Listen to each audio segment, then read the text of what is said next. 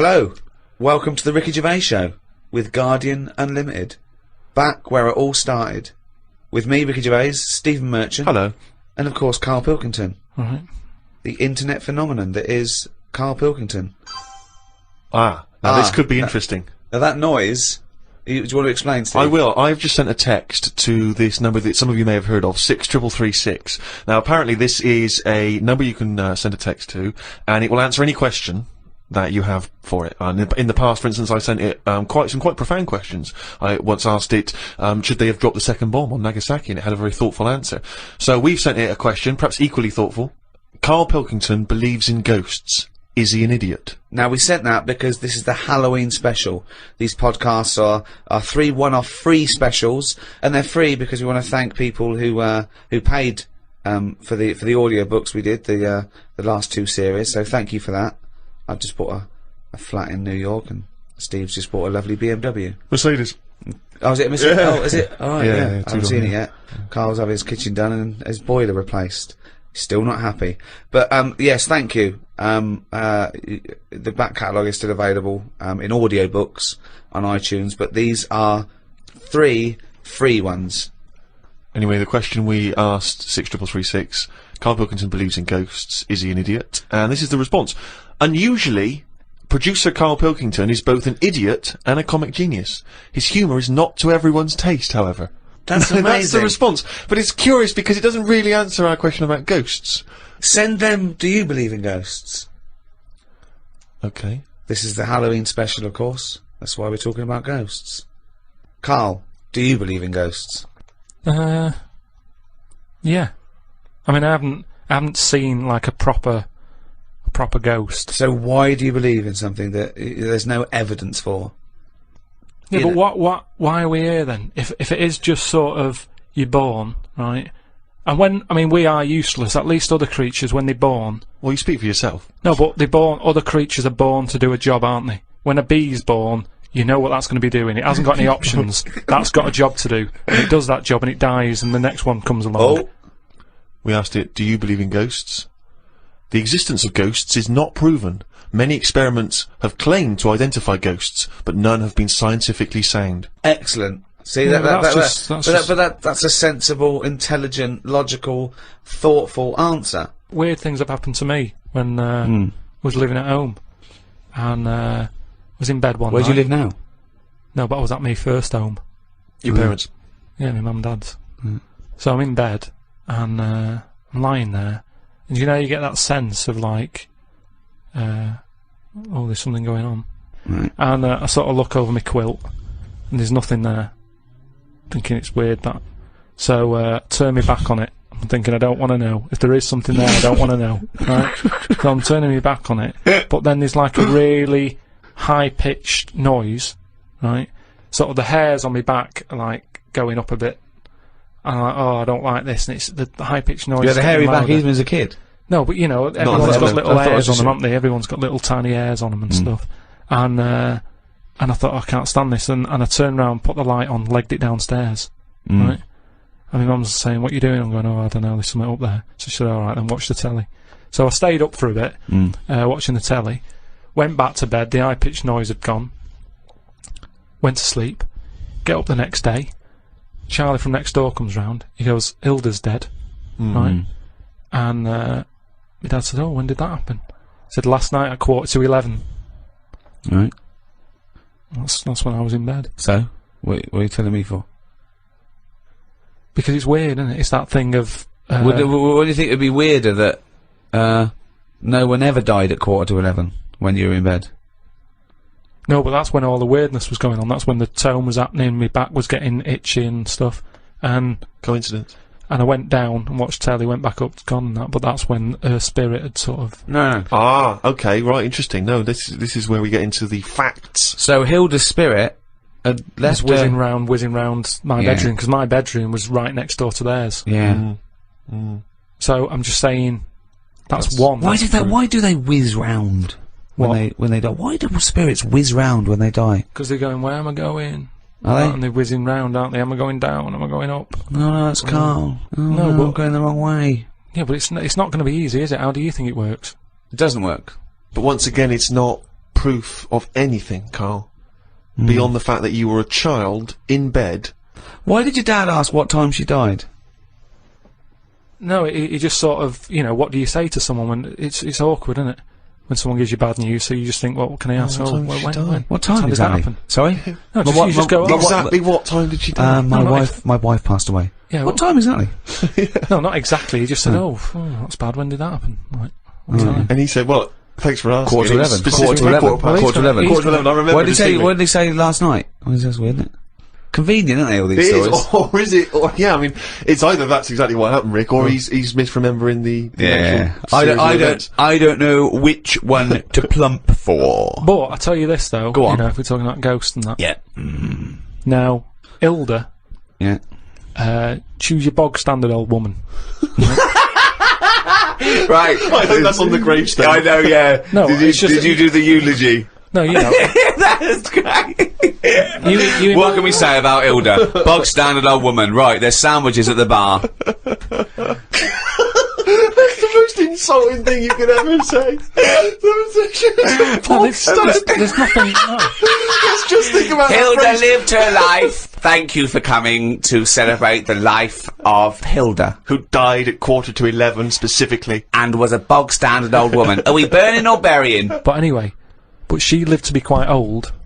Which annoyed you? And but yeah, No, in a but- bog standard way. But this is what I was saying about us all living too long and stuff. It just makes it worse when it does come to us being a ghost. I don't know what you're talking about that again. sentence made no sense. Just, if you are going to be haunted, right, say, I know you're going to say, well, I don't believe in them, so I'm not worried, so don't be going on about it. But say, like, you know, your new place that you've bought, you move in, and you go to bed, and there's something moving about the room. You see it, it's a ghost. Oh no. Okay, let's for the sake More of argument, likely, a Siamese cat called Ollie. No, because that's probably got its own room, hasn't it? But what I'm saying is, would you prefer to have an old person moving about looking at you, or just a young person? I'd prefer a youngish person who looks normal and is sort of floating about, and you go, all right. That looks normal, floating about. No, but an old woman would really scare me. And ghosts are always going to have a bad reputation because they look scary because they're old. So that's You talk absolute shit. that's all I'm saying. So Can we're you now believe going. we ever charged for this? No, but look, if we are going into another life, right after this, Which we're not, we but yeah. move on to another life. Yeah. We're not going to move on. That land, say if it is like another world, where we go and we plough fields and we grow Croppage. we grow crop. Crops. Crops, if you want. Yeah, well, I would like to use the English language. Yeah, but there's too much fruit about, so just a crop, just something we need to get by. He's got an answer for everything. That's So we what grow I'm some saying. crop. Yeah. Yeah. So you grow your crop, and now if we're all going into that other land or world or universe, old, who's going to do the cropping?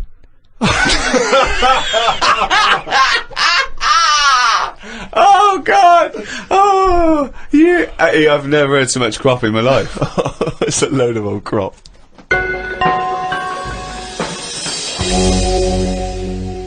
I had to go for an ultrasound, right? Isn't that what you do if you're pregnant? Yeah, but do you know I've had kidney stones? Are you and that? We've expecting? talked about Lucky it you. in the other podcasts and that we've done, right? I've had a kidney stone. I don't want to go on about it. But it was painful and that. Well, you are going on about it. Yeah, there was no, nothing. but I'm just saying. It's routine. Don't worry about It's it. not routine. well, Why it did I have is. to keep Loads going and loads back of then? people. Why did I have to keep going back? You're questioning me. You on get into a ultrasound. routine. Keep going back. It's better than working it. You don't have to Promote the sell the book. No. Holiday or hospital. Holiday or hospital. Holiday or hospital. I don't know. I'll just say that we've got a book out, right? The World of Karl Pilkington. It's out now. When he goes on holiday the first week, right? He's in and out of hospital. It's doing no good. He's got to go in again. He goes away with his family like twice a year. Goes away with Suzanne's family twice a year. He's now said he doesn't want to do any press for it because it's boring, or he doesn't want. Why aren't you plugging the book? I mean, if you're an author, you've got to get behind I've it. bought books without hearing someone telling me to buy stuff. No, You just buy you're stuff. lazy. You're No, lazy. I'm not lazy. It's just that I'm sick and tired of putting telly on or the radio and having people telling me, oh, you've got to buy this, you've got to buy that. No, I don't have to do anything. I'll have a look myself when I'm in a bookshop. Let them just find it. But there are hundreds and thousands of books, Carl. They may not find it. Well, You're just trying have to a look. direct them towards it. I don't want to direct them to it. I just, if you come across it, But why have you put all this work into this book, all these illustrations you've done and because extra I material? enjoyed it for me. Right, but you don't want anyone to read it, Yeah, so they why will just put it in read a drawer? They will read it. They'll find it. People will find it. It's in the shop, isn't it? I'm always finding little books on different things and what have you. Yeah, but you don't read them. You read the first couple of lines and you get it wrong. So I went back, right, and they had the ultrasound thing where they're looking to see what else is in there. And when I was in the waiting room, there was a woman there. I reckon she was about 98.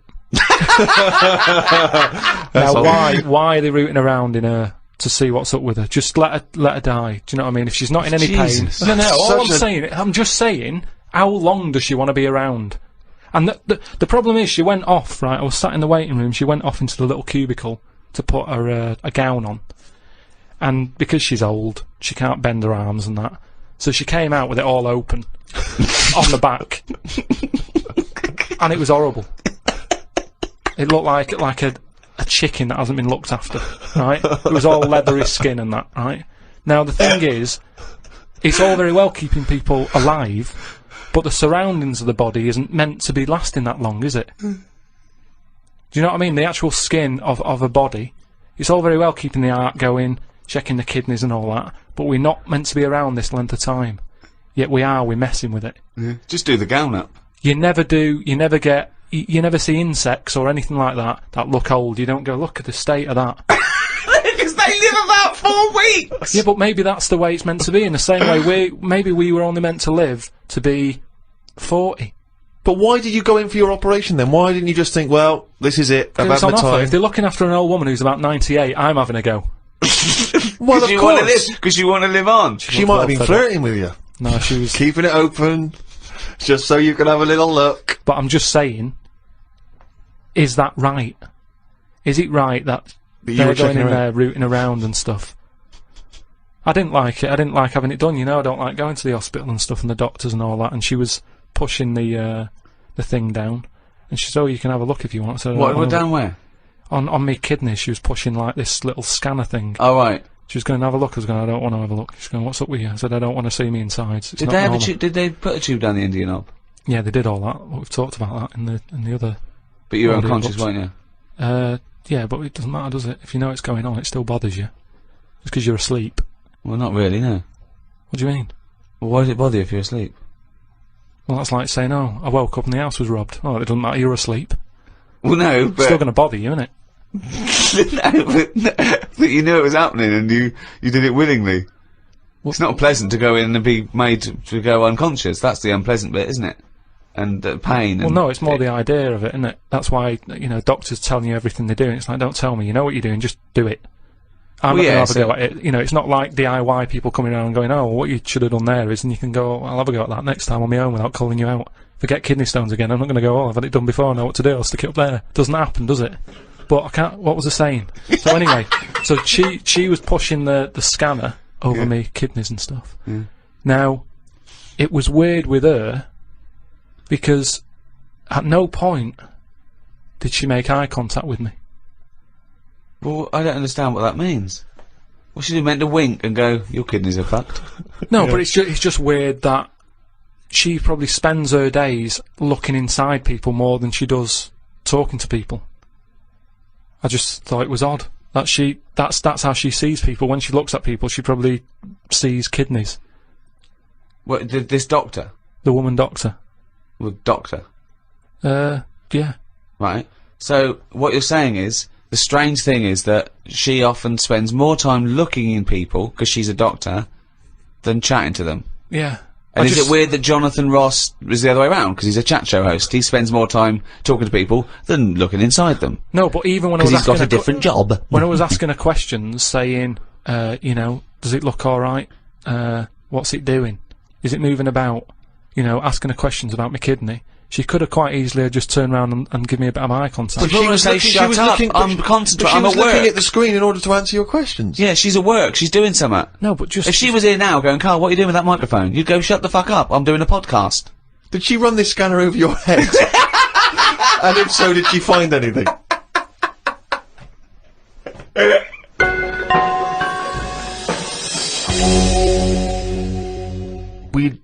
like to try and educate Carl, Rick, as you know, as we have done since we've known him, really, and he doesn't really seem to absorb any information. No. And I was asked recently, when I was going back to Bristol, if I would come and talk to a classroom of school children. All right. You know, just talking about careers, and particularly my career. And I went down there. It was in Bristol. It was an inner city school, quite rough area.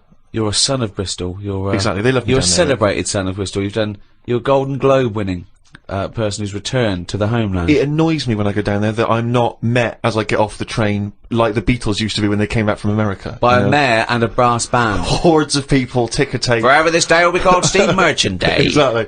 It frustrates me that I just sneak back into town. There's no fanfare. Yeah. But basically they asked me to come talk at this school, and I sort of batted them away and said I'm too busy. And so I foolishly left them the opportunity to ask me again, which they did, and I didn't have a decent excuse, so I went. And I was expecting to talk to maybe a room of sixth formers. They were 9. These kids, 9 and 10 years old. But I realised as I was walking into the school, I was suddenly really nervous. I was more nervous than anything I've ever done. Because I realised that I've not spoken to a child like that since I was a child myself. I've never interacted with them. So I didn't know at what level I would be able to pitch this talk. You know, I didn't know what they understood, what ideas they understood. Obviously, in my mind, I was picturing Carl. And then I was ratcheting it up a few years. Sort of IQ-wise. Yeah. And I went in So there, what did you talk to them about? and I was supposed to talk about careers, and I realised very quickly that they didn't really understand conceptual Did they know ideas. you were? Not really. One or two of them vaguely knew. One of them went, "What's Rick Gervais like?" And I said, You got a deep voice. yeah. Actually, that was one of the teachers. And I'm supposed to be talking about careers, how to get into careers. And I start trying to explain the idea of being a writer, and I say that it's very important to be able to get inside other people's minds, you know, figure out how they think, and how, you know, and trying to understand other people. But this, they didn't really seem to grasp. They started talking amongst each other. You know, they were just losing interest. I lost them straight away. I was devastated. Oh no. So then, and this is the worst thing, right? I started lying to them. Because I realised that every time I told a slight lie, because I thought they'd be interested, they were. Great. So I carried know on. Justin Timberlake. You're not joking, right? They said, one of them said, "I understand you used to be a DJ," and I went, "Yeah, it's great being a DJ because you get to meet pop stars like Robbie Williams and Beyonce." Never met either of them. Never met them. And they went. One of the kids went, "What's Beyonce like?" and I went, jokingly, I went, "You wouldn't like her." And I said, "No, I'm joking. She's lovely. She's sweet. She's good as gold." I was making it up. But they were loving this, and the teacher was going, "Would you all like to meet Beyonce?" And they were going, "Yeah." And I was thinking, God, well... I'll bring her down tomorrow. Well, exactly, but I don't know why I felt it was like I wanted to win the approval of these 9-year-olds. That's amazing. Because my own achievements, I realised, wouldn't mean anything to them. You know, I can talk about the people I have met, but they don't care if I've met Robert De Niro, but they're interested if I've met Girls Aloud. Or me and Girls Aloud, some of the times we've had together, it turns out. But it is fascinating when you have to interact with people, with children like that, because I've got no concept of how to talk to children. To me, I can't grasp the difference really in conversation and chat between, say, a 7-year-old and a 13-year-old. I don't know at what point they learn stuff and pick stuff up. Do they understand? Do you know what I mean? I find it really hard. I remember once when I was about 9, the headmaster, deputy headmaster, used to do a little fable. I've talked about him in stand-up. He used to do a little fable. There's one I remember where he got a tube of toothpaste, and he got someone up. He said, "You, come out here. Squeeze this tube of toothpaste out on this board." And he squeezed it all out, right? And he squeezed it all out and emptied it. He went, "Now put it back in." And the kid tried to struggle, and he goes, "You can't do it." He said, "It's easier to do something than undo it." Okay, go back to class. Like people are going, "Oh, I get it. I know what he means." Yeah. They're just thinking, don't squeeze all the toothpaste out. Yeah. Just save some. Yeah. I mean, you know, there's no way they're going to take on that exactly. metaphor at the It's age too of 9. conceptual, yeah. Yeah, exactly, yeah. Yeah, just stop misbehaving or I'll smack you. That worked. Carl, have you had to have any dealings with kids? How do you get on with kids? Do you relate to them? Or are they just as angry and perplexed by your views as we are? I mean, it's with everything, isn't it? Everyone's different and that. I can get on with some young kids alright, and some of them are, like, you know, a bit cocky and what have you. But, I'm sort of getting on with the baby at the moment, because, I've been made a godfather. Think of that. So, Wow, who did they reject? I know. No, I mean, Who said no? Yeah. How many people I said did. no? I did at first, and then Brilliant. Suzanne said, "Look, it's not really a choice. It's not like a job interview or something that you're thinking about. Is it a good thing? So you've been asked. You should take it on." But what are they? What if they? Hold on. If you're the godfather of this Yeah. kid, presumably you're friends with them, and they probably listen Yeah, to this yeah, they're good podcast. friends. So now they're hearing, for the first time, that you didn't want to be Yeah, godfather. but I think that's good because they can hear that. It wasn't. I didn't just do it because I was asked. I thought about it. I thought it through. I was worried. It was kind of like, is this a job? And I was just. Well, it's asking nothing her, but tokenistic, is it? You're not. well, really this is what I looked into. I said we went back and I said, right, I've been thinking about this thing. I've heard that it's my job. If anything happens to them, I've got to kick in. I'd have to start looking after the baby. So I said, right, how many of you are in your family? If that happens, am I going to start getting a phone call or what? And they said, no, there's a big family. You're not. You're at the bottom of the list. So I was like, how many? And just finding out what their age is. And I've only got a small flat. It would have to sleep in the sink or something, right? So I checked all that out, and all safe. So this baby, it's spooking me out a bit because it doesn't blink. And that's pretty weird when you're sort of talking to it and you're thinking, it's not blinking. Are you sure it's not asleep? No, it's weird. If something doesn't blink, it's like it's evil. Because blinking just makes something look a bit more friendly, doesn't it? And I was stood there, talking to it. I just tell it little stories about anything. It's lying there looking up at me. How old is it? It's must be about 2.5 months. Well then, why are you telling it stories? Because it likes it. But it's just weird how, then I'll sort of forget the story because I'm looking at it going, it's not blinked yet. It's been about 10 minutes, it's not blinking. So then I forget the end of the story and I just walk away because it's not bothered anyway, it's probably not listening, is it? But What a pointless tale! What a pointless tale now and at the time. I think it likes it. The kids like stories, like you say, they're not bothered if it's not true or anything. Or if you walk away before the ending because you've forgotten it. That's Brilliant. why it's not blinking. It's so dumbstruck at the idiocy coming out of your gob. No, but you don't need to hear endings of stories. Maybe, like I said That's to the you. point. That's the point of a story, isn't No, it? it's not. That's the point why people. That's why people like stories because they're hooked into knowing what happened. No, because there's loads of films that happen and they have a funny ending. You leave there going, I wonder what's meant to happen, and you make it up in your own head. You go, well, I bet what happened is that person went off and got married to that woman, and they lived that. And then in your head, it's the truth. It's actually what happened. But I think that's better. Why are we told everything? Because So what would your end be to a story such as The Elephant Man? Okay, he's rescued from the freak show, he's put in the hospital, he becomes something of a celebrity, then what happens?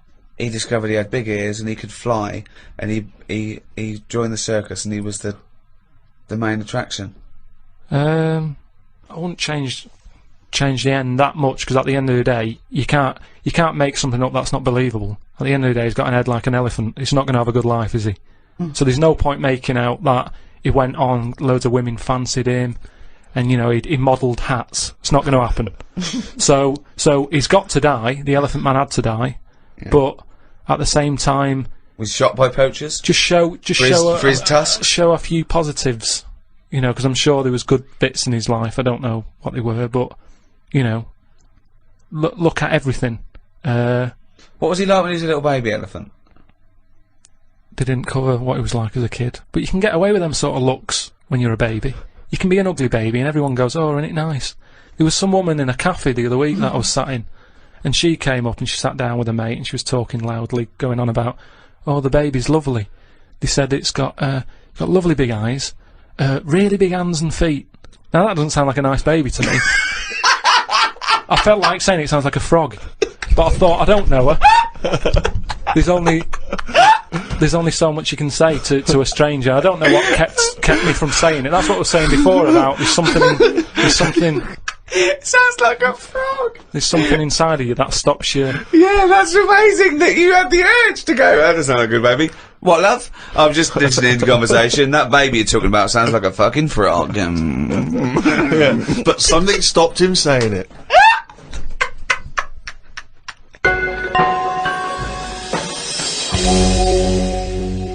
I just came back from America, and they love Halloween. They're obsessed over there. I mean, it's a proper thing out there. Here, it's sort of half-hearted. A few middle-class families, sort of. But do you think it'll get more popular here, though, if we do find out that ghosts are about? Well, that'll never happen because they're not. No, okay? but if they did, then suddenly that would be a big. Well, America makes things famous now, because of film culture and everything. So yeah, it's all from that. I doubt we celebrated much at all, did we, 50 years ago? So I think it's crept up. Certainly over here we didn't, but it's been largely introduced over here through commercial ideas, isn't it?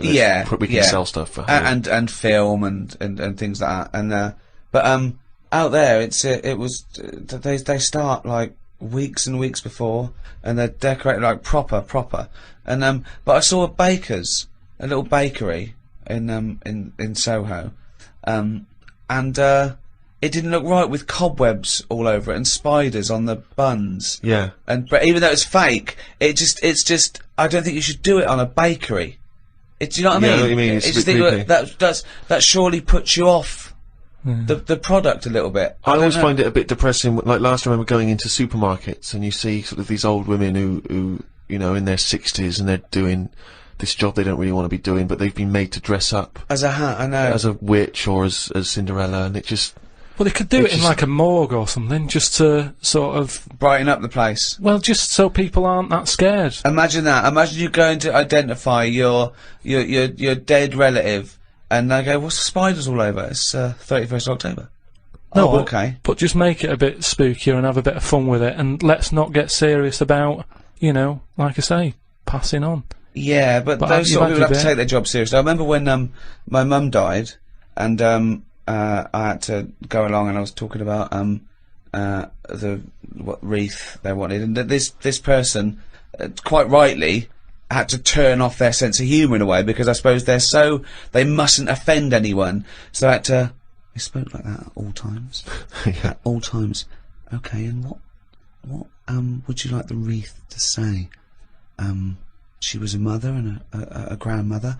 I went, yeah, mother, grandmother, and what was her name? I said, her name was Eva. I said, and I made a joke. I said, do we get a discount because her name's short?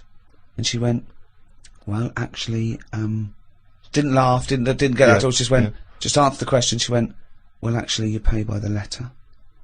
I thought, okay, that fell flat. I'll go again. I went, well, a friend used to call her E. Yeah. She went, I'm joking. She went, okay. Nothing. Yeah. Bad audience. Bad time, bad audience. Tough crowd. Yeah, Undertaker's never known for their. Yeah, exactly, yeah. They laughter. don't crack jokes, Carl. A friend of mine was trained to be a doctor, and in his first year, when they practice, they intern at the hospital, he was watching this patient, and two other doctors came in, and I won't say his name. They said, can you go and check on Mr. So-and-so? He went, yeah, and change his drip. So he went in, changed his drip, came back out. The doctors came, after about 10 minutes, they came running and said, what did you do? What did you do? And they went in there and said, I just changed the drip. He goes, well, he's dead. He's dead. He was going, I just changed the drip. I did this and that. And they started laughing. He goes, no, he was dead when we sent you in there. Yeah. Now, that is almost excusable, because it's imperative if you're a doctor Absolutely. to become accustomed to the fact that people die and that it's, exactly, you know, yeah. So they were making a joke about a dead body that means nothing to them other than professionally. Yeah, you know, they were getting through it. He thought he'd just murdered someone. Yeah, Well, he thought he just killed someone. But yeah, they have to be desensitized. But they wouldn't do that in front of the relatives. They wouldn't go. I had a laugh earlier with a young intern. When your dad died, we sent him in to change the drip. Didn't even check. It was quite good. Anyway, let's get him out of here. No, but they do have a laugh. I heard about a doctor who was working on a brain, right? And apparently, when they work on the brain, it's best is to keep you awake, because you know, just so you can go, that hurts a bit, and they go, oh, we best not touch that bit again. That's the reason. Amazing. That's the reason. No, there's amazing. certain operations, isn't there, where they go, you know, we can knock you out for that, but for this one we want to know. It's probably because the You're brain needs to be Activity. active in order to... Yeah, to they understand show everything, activity, but yeah, sure, they- yeah, so no, it's anyway- actually so you can wake up and go, yeah, no, that hurt. That stings. Oh, that stings. Don't pop that in there. You can't feel anything in the brain anyway. No nerve endings. Really? You What? can't feel it, can you? Well, maybe there's another reason, but anyway, his head's open. He's sat on this chair. The doctor's going... I reckon he was laying down. I thought he was laying down, but in your world he's not. He's sat on a hard-backed... I think it's more dining like chair. in front of a mirror, like a hairdresser type thing, right? And he's cut the skin off. So get a bit shorter there. So he's So for the weekend, sir? He's- I won't be shagging with no brain. anyway, so he's cut the skin off and chopped a bit. And you're always going to get bits, aren't you? Sort of. Whenever you cut anything, you end up with a bit missing. But anyway, somehow he does the brain stuff. He fixes it. I don't know what he was doing, but Don't you? he You don't know about. You don't know You about don't know that. the intricacies of brain surgery? That I find perplexing. You're not a neurosurgeon. I don't want. Oh, okay. So they go on. sorted out the problem, right? And he goes, right, all we've got to do now is stick the head bit back on. Yeah. That's what it's called, by the way. The head Oh, this bit. happened. This happened. Yeah, the head bit's connected to the face bit. So he sticks. Nurse, head bit.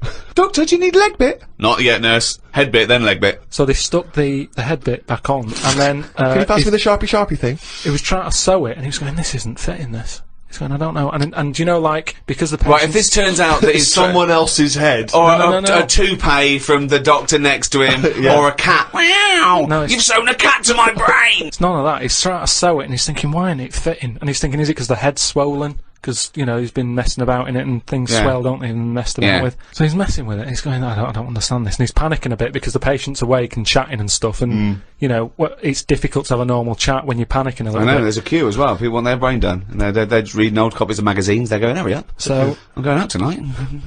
Do you want to wash it? No, just, I'll wash it later. Just take it off, do the brain, put it back on. anyway, what happens is he has to start rummaging, To start rummaging. sort of rummaging. Rummaging. No! There's no N before the first G. Rummaging. Well, he starts looking through the. He starts having a look through the bin. Because, what? Because he knows he's chucked a bit away of the skin. Right. Where is this surgery where a bloke's sitting up in front of a mirror and there's a bin? Is there a little basketball ring above the bin as well? So when he throws things, it goes through there first? I'm just saying that's what happened, and you were saying about things that happen, and you've got a joke about So it. he's rummaging, and what happens? He said to him, the fellow was starting to sense the nervousness, and he said, "What's going on here?" And he says, "Oh, I'm never going to believe it. I've lost a bit of your skin. Lost a bit of your head, yeah. I can't Why is he sew." cut? I don't understand. Why is there... Why is That's it in what I two mean. bits? Because things just break up, don't they? It's like chicken. When you see him walking around, everything's in place and it sticks together.